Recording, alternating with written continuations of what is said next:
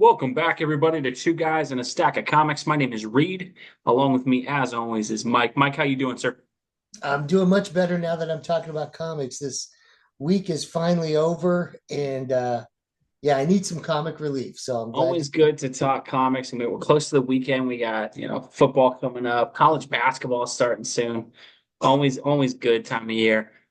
We've been talking a little bit here about Marvel Comics, so we're doing a little bit of the next two videos or so are going to be about two DC fans, kind of giving their perspective on how to fix Marvel Comics. We are both Marvel fans as well, but much more DC guys. First video we did, we tackled the MCU. We think that being the most forward-facing brand for public was the most important issue Marvel has right now. But today we really wanted to dive into the actual comic books themselves, the Marvel comic book lines that they have, and some of the issues that we see.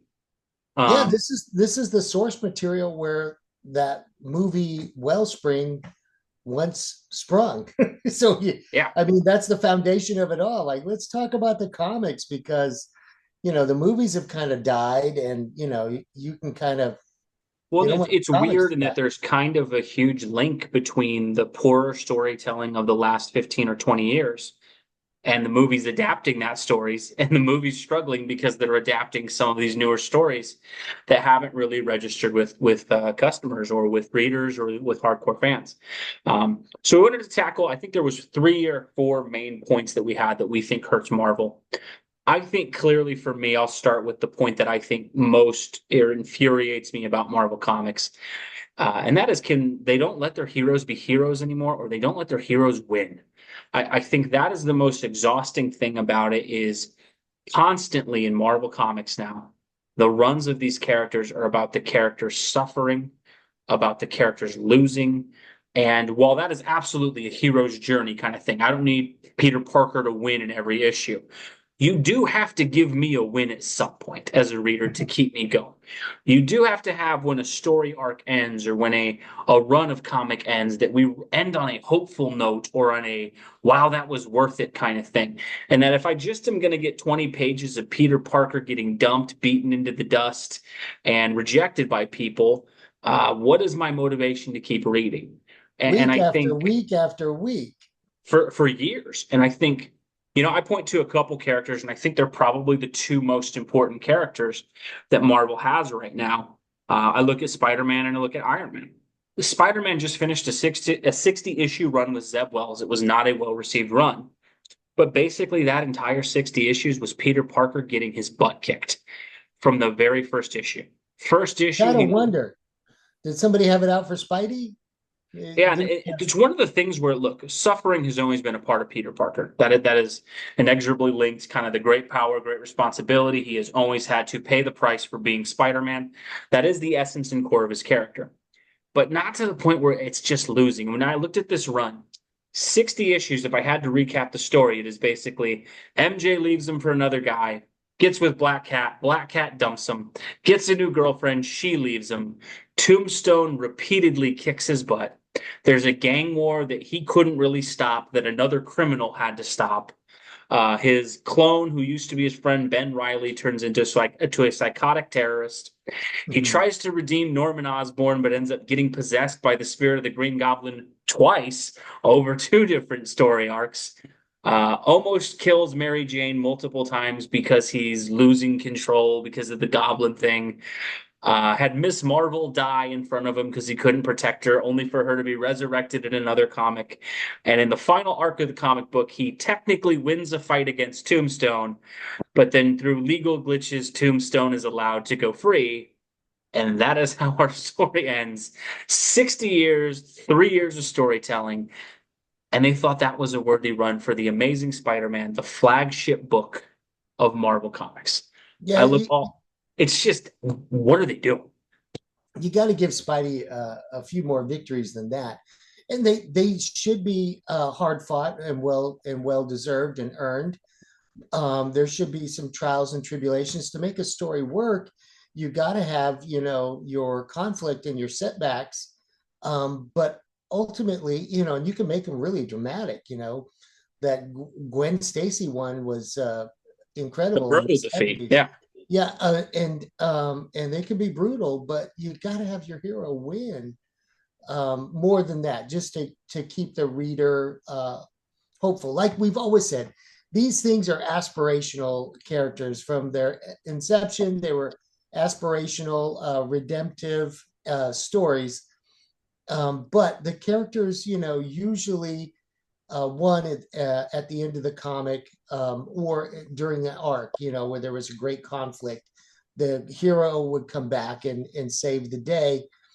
But to go on for 3 years and only have the one little victory at the end seems a bit much. Well, then it's immediately undone in the next issue. He wins the fight, and then oh, Tombstone's actually gonna go free. It's like, well, oh, it's a little bit of the Batman and the Joker thing. okay. So it kind of it Well, kind of they're you so know interested in the suffering because, like, even okay, him losing Mary Jane should be a brutal defeat. But then you have, okay, he gets with Black Cat. So I'm like, okay, maybe that's the goal, right? Hey, he lost Mary Jane, but we want to explore this. Maybe he can find it different. Nope, that's gone too. He's going to lose there too. And it's like I think that what's happened is some of these writers have associated the negative aspects that these characters suffer and believe that is their entire character or that is what we're interested in.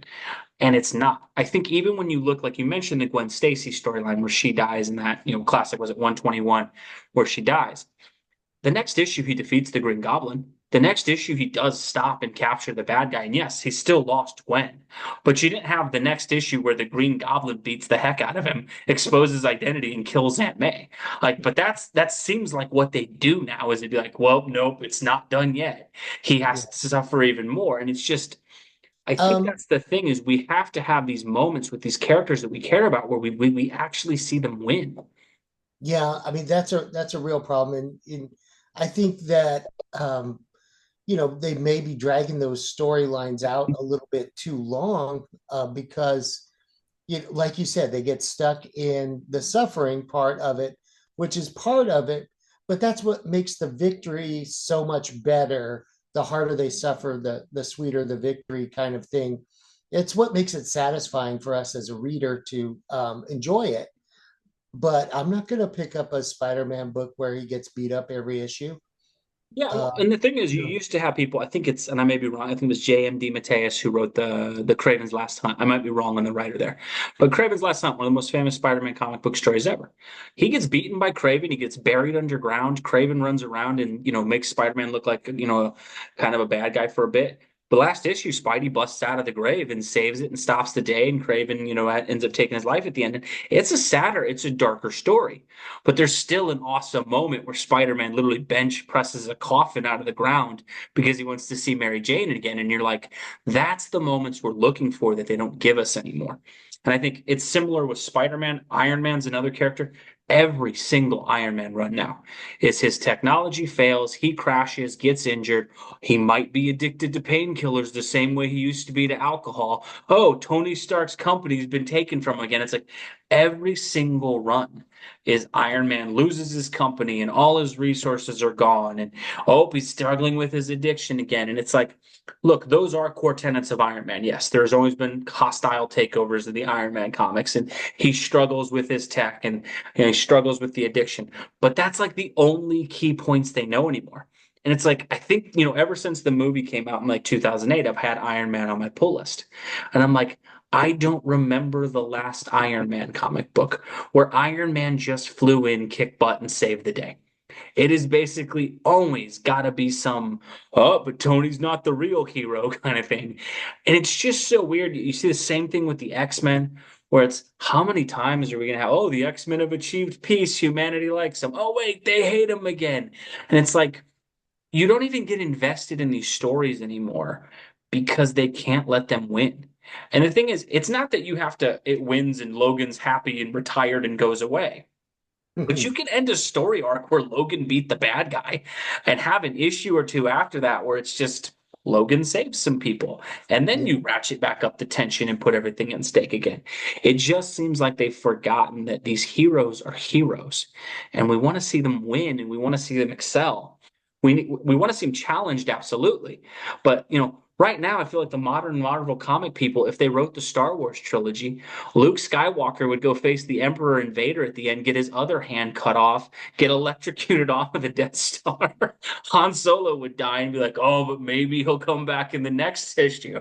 And it's just, they've got to start writing these characters, and like you said, in an aspirational way. We want to see them struggle, we want to see them fight, but we also want to see them win. And they Yeah, just don't seem to get that anymore. I think that they've forgotten the original formula, or they've gone into places where they tried to explore, different storylines and different plot lines for these characters. But it's really time to come back to, formula, and let these characters live and breathe in their own air, where they were created, because that's where it works the best. The formula where, there's a big struggle, but then, they overcome. That's the classic story of the hero. Mhm. And it's fine to go back to that. Yeah, it's well trod ground, right? We've Yep. been doing this for about 80 years now, but we love these characters, and we don't mind more stories like that. I think a lot of us are looking for, at least for me as a Marvel fan, primarily a DC fan, right? So, take it with a pinch of salt or whatever you got to do. But I love my Marvel characters too. Thor is my favorite, Mhm. Daredevil, and X-Men, and others. I love my Marvel comics, but I'm not buying. I like the old ones.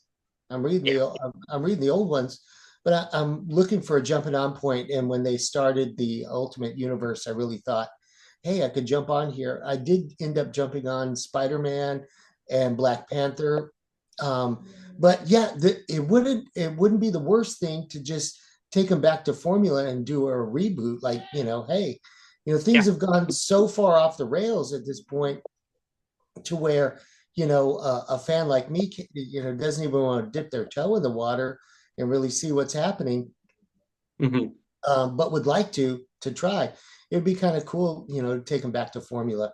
What if Spidey was 17 again? Would it be the worst thing in the world if we were writing good stories?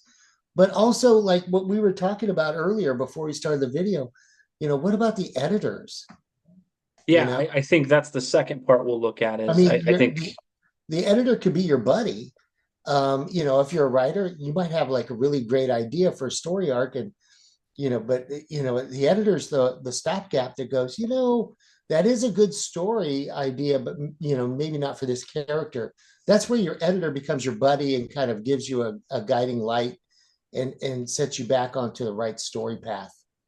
yeah, I think we talked about 3 points overall. So one, we'd say let the heroes be heroes again. I think second point we'd get to is the editors. And I think that's the biggest thing that we have right now at Marvel Comics is, and I'm not saying that the editors at DC are great either, but I think at Marvel, the editorial folks that we hear from more clearly to me seem to be, and I hate using this word because it has such a negative connotation in 2024, but I think they're more agenda focused on these, where I like a lot of these editors come in and they just have an axe to grind with certain characters. And so basically they let, or their agenda is to help their friends who are the writers write whatever they want to write. And I think when you go back and you look at some of the classic Marvel editors back in the day where they used to stop storylines or make tough decisions, what Jim Shooter was an editor for a long time at Marvel who used to kind of, keep things in line. You used to have so many of these guys who made these tougher decisions to make sure that the books all fit together. And I think what you have now is you have some of these editors who come in and they just clearly have where there's certain characters they don't like. And I think it can be for whatever reason. You can boil it down to politics if you want to. You could boil it down to maybe it's just their personal taste. I'm sure there's different perspectives that people will take to it. But I look at the fact of what they've done to Frank Castle as a character in the last couple of years, what they've done to Namor in the last couple of years, and then what they keep trying to do for Magneto in the last couple of years. And that always seems to be agenda focused, where it's like, look, Marvel Comics somewhere along the way decided we don't like Frank Castle anymore. Maybe it was the guns, maybe it was the fact that, the Punisher logo gets used by people they don't like. For whatever reason, Marvel decided one of their top most marketable characters, they hated him. And so every story became about how crappy the Punisher was, and down to the point that you let Jason Aaron write this run where basically his wife hated him, she was going to divorce him, his kids were afraid of him, and the day they died in the park, they were actually going to leave him. And it's like, so instead of this tragic backstory, you just make it, well, he was just always a psychopath. You have where his wife literally comes back to life and takes all of his gun caches away from him, takes all of his resources, and casts him out into another dimension. And it's like that's what you did to Frank Castle, like this character who has been a staple of Marvel Comics for 50 or 60 years at this point. That's what you did. That's what you think. And it's one of those things where it's like it's not even enough to just retire the character. There is an Yeah, agenda of like, no, we will knock him down a peg. yeah, they could have just quit publishing him, is what would be my first thought. But yeah, if you let the writers write what they want, you're going to have happy writers. Um, but is it really good for the legacy characters? Is it really good for publishing in the long run? We talk Well, and about it's this a one of lot. those things where your job as an editor and your job as a publisher, and this is where I think Marvel has gotten over their skis a bit.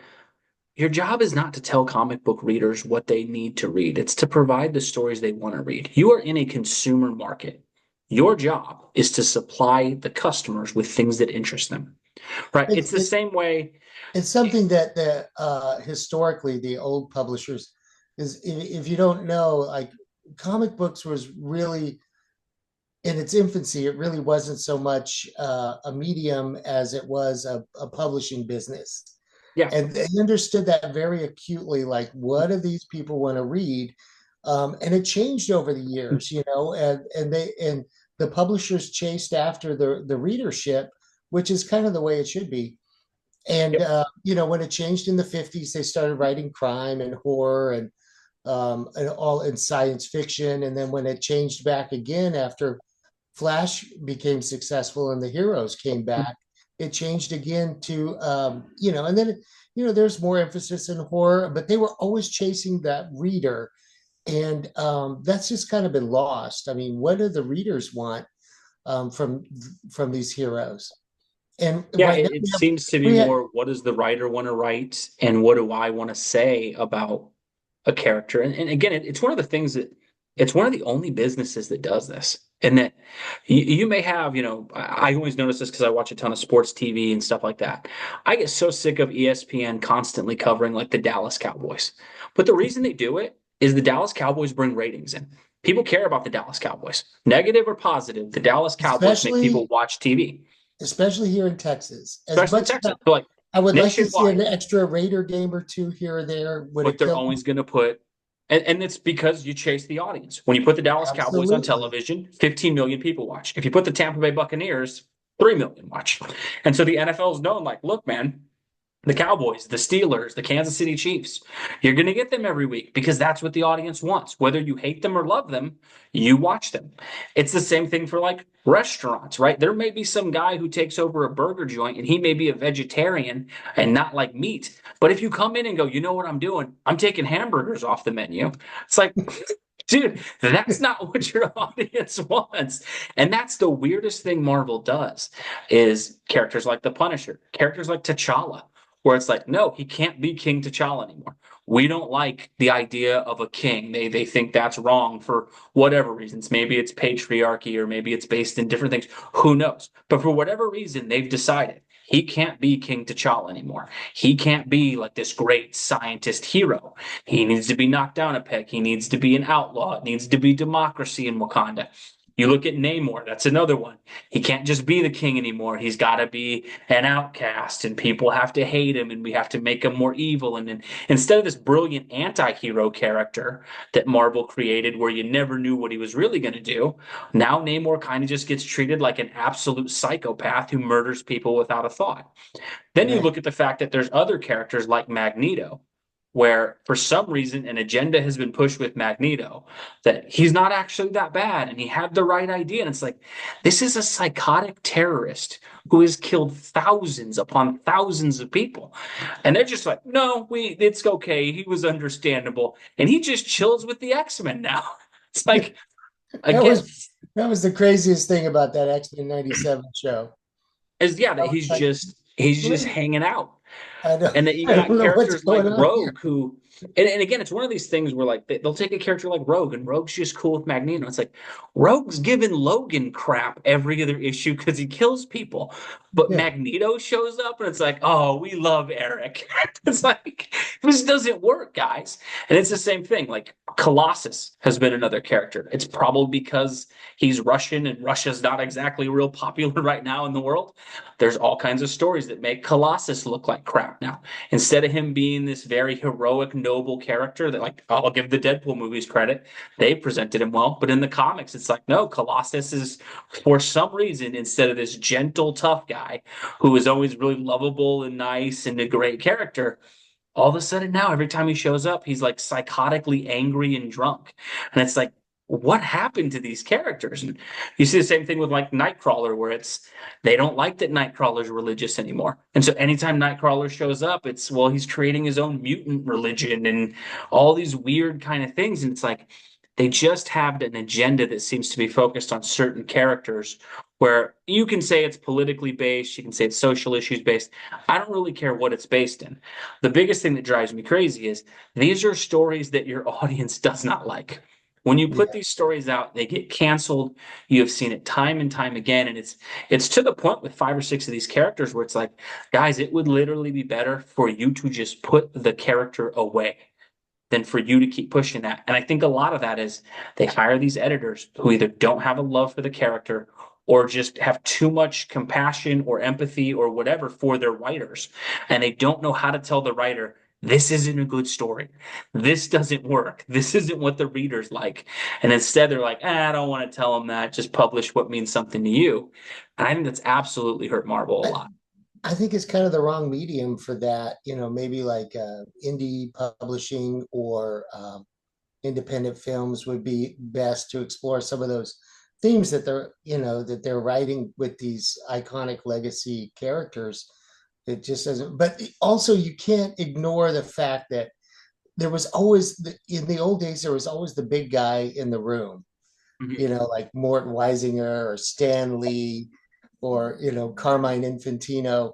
There's some guy that had this huge amount of No, some guy with the gravitas. buck stopped there, and they were Yeah, like, "No, man, it's not." and you would go and bring a story to him and be like, no, we're not publishing that, or whatever. There may not be that guy in the room anymore. I mean, I don't It know who. doesn't seem like there is, and I Yeah, think that's the saddest part. Is, I look at so many of these stories, and like I imagine if you'd have gone to Stanley and said, "Hey, Stan, here's the story where Spider-Man sells his marriage to Mephisto." no, No, no, we are not doing that story. where that's no, that's not going to We're happen. not doing that story. And Um, I think we've got, like you said, ahead of your skis or whatever. We've gotten to this place where maybe the big guys in the room, they're gone. They retired, and now they're scrambling to find their own new identity. But mhm. wow, I mean, what an impact it has had on continuity and everything. That's why you and I have been talking about this for over a year. It's like it would be great if they just rebooted everything, and then these we get these little inklings of All In and um, Yeah, Ultimate Universe, where you think we're always hopeful because we do want to see we want the to see it heroes work. come Yeah, back. Yeah, I like think for me, I've got two Marvel on my pull list right now, and they're both from the Ultimate line, and that's it. But I would love to be reading Thor and Iron Man, all my Captain America, all my favorite characters. But I just don't know where to jump on. So yep. yeah, I definitely would add those to my pull list if I had a storyline I could sink my teeth into.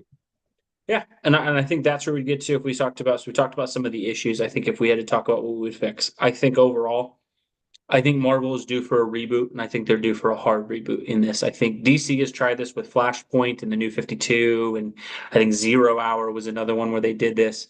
I think it's time for Marvel to do that. You've had too many stupid events that have damaged characters too much, where the stories have become beyond belief, where it's hard to believe how many And the beauty times is the same story going to repeat itself. and the beauty of it all is that in the conscious subconscious of the comic fandom mind, like we all know and love these characters of who they were, and so we're ready to accept them as they were again. It's not like you're going to ruin anybody if you put out a Superman comic where he's the good guy again. He's not so edgy and Yeah. distant. No, I think that's the thing is if It's you not, went to Amazing Spider-Man readers and said, "Hey guys, we're going to stop the current storylines," I don't think anybody's like, "But wait, I really want to see how this new relationship with this Shay character he met 2 issues ago goes." There's nothing that yeah, anybody's super no, invested in. no, And I think that's the thing yeah. is I do think a reboot would help Marvel in that I don't think you need to go back to formula. We don't need to do Amazing Fantasy 15 again where Uncle Ben gets shot. But we see companies do this. When they did the X-Men 90s cartoon, they didn't start with an origin for every character. You kind of started, and the X-Men were all at a certain point where you kind of knew who they were, and you subtly built what happened to them over time. You could start Spider-Man like they did with that really underrated, great 90s cartoon where Peter Parker's just Spider-Man, and you kind of get hints at, okay, Uncle Ben's dead and what happened, but you pick the story up from he's a little bit younger, he works at the Bugle. Like you could just take these characters back to a point of recognition where people look kind of like the MCU did, right? Captain America, Iron Man. They kind of put them all in a place where any fan of any age could have watched the Iron Man movie and went, I recognize Tony Stark in this movie, or I recognize Steve Rogers, right? Doesn't matter that this isn't the same one that did all the stories that Kirby walked through and stuff like that. You saw the character on the screen and it was recognizable as Steve Rogers. I think the comics could put these characters back into such a place, start with the number one issue, erase a lot of these continuities that have just become redundant and repetitive and quite frankly, I think mean spirited towards the characters and their fans a little bit. I think the way they could do that, to me, I would bring some of the legends that have worked for Marvel who are still around and still have interest in these characters back. Chris Claremont will occasionally write a Wolverine or X-Men comic. I don't know why Chris Claremont's not either just the writer on X-Men or make Chris Claremont the group editor of Marvel Comics, and he is the guy who guides the train in terms of what we're going to do in the X-Men corner, right? That would be Brian awesome. Michael Brian Michael Bendis has fallen a bit on hard times, but that guy could really write street level characters. When you go back and look at what he did with Daredevil and Jessica Jones, some of those characters, do a Marvel Knights kind of imprint again with Daredevil and some of the darker characters, and let Brian Michael Bendis run some of those characters that he knows because he kind of fell off writing characters like Guardians of the Galaxy and X-Men that just weren't his flavor. But he was great at street level characters. Put him in charge of those guys again, right? Let Jonathan Hickman run the Fantastic Four kind of area and the cosmic stuff that he does so well. I think if you got a couple of these guys who have written proven stories and you just paid them enough to be the editor, I think they could guide the ship well enough. And that's just three names that I could think of. I'm sure people down below could list other legends who are still in there. Or even if you just went out like what Jeff Johns is doing with Ghost Machine. I know Jeff Johns was a DC guy, but maybe go to Jeff Johns. I mean, he used to write Avengers. Go to him and go, hey, man, what do you think we could do with Marvel? I'm sure if they went to some of these proven commodities, these writers, these guys who know these characters and have written runs that people are still grabbing the graphic novels of, and they sat down with them and said, okay, what is the direction of our company and what should we do? I think those guys would lead you to a place that fans would like. Instead of right now where you get, I think there was this clip the other day of Nick Lowe, the editor of Spider-Man, and he was at a comic convention, I think in New York, and he was getting into it with the fans. Like the fans were asking questions about like, why aren't you doing this with Mary Jane, and why do you keep doing this? And it was sarcastic and disrespectful to the fans, it seemed like, and it was just like, you're Mm. trying to win these people over. It's like that's the approach you have, and I think that's what they've got to get back to is let's put some people back who understood what this medium was, who understand, hey man, we're here to produce stories for you, the consumer, that you want to buy and that you want to see, not necessarily the stories that I think I need to tell you. Because if I want to go tell those, there's Image Comics and there's self-published comics and there's that stuff. You don't need Spider-Man Punisher to do that. But I Yeah. think that would be what we would lean to with this. Let us know what you guys think below. If you were put in charge of Marvel Comics, and again, we're coming at this from the perspective, I know there's a lot of people who go, Marvel's broken, it's beyond repair. We're kind of acting like, look, if you were put a paycheck in front of you and they said, fix Marvel Comics, that is your job, what would you do? Let us know what you think below, folks. As always, feel free to disagree with us if you do. We love seeing that. But thank you guys for watching. God bless you, and we'll catch you in our next video. Thanks, everybody.